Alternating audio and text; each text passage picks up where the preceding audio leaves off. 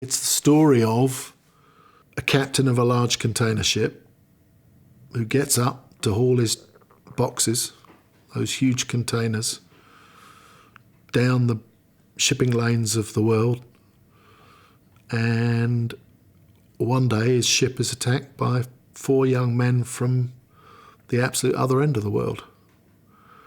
And that encounter, that trial of strength, that test of wills, whatever you want to call it, that becomes ever more intense as the Navy turn up to stop the attack.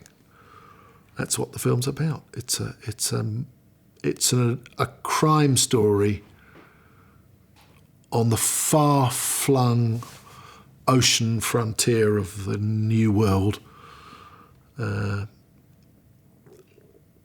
tells you something about, the great forces driving us, and is an intensely personal character story.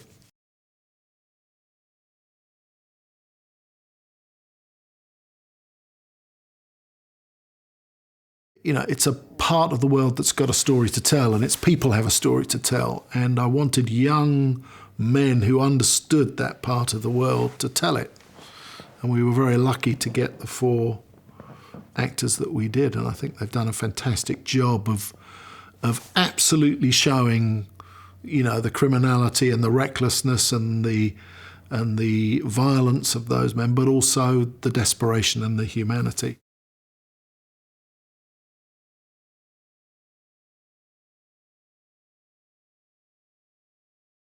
It was very interesting to me watching how the crew responded as he built the part.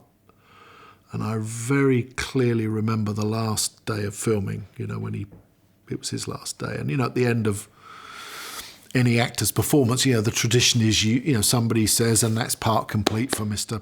whoever, and everybody gives them a round of applause. And when it was part complete for Mr. Tom Hanks, I've never heard an ovation on a film set. That's the crew, the other actors. I've never seen an ovation that was so warm and heartfelt. People loved him, and more to the point, they knew that they had seen over that previous 12 weeks or 16 weeks or whatever it was, a brilliant, brilliant performance unfolding in front of them.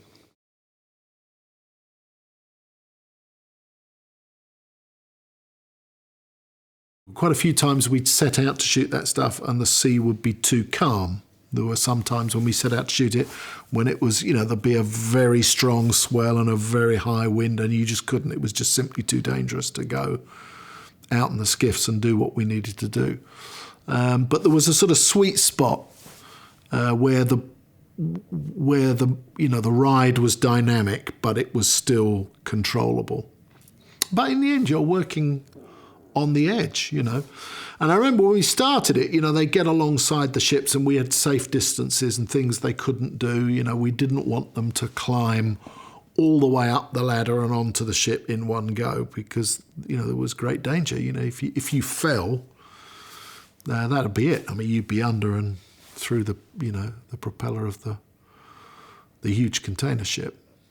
And as we went on, they became more and more and more confident. I remember on the last day, we literally were screaming at them to stop. You cannot cross that safety line. But they were very game.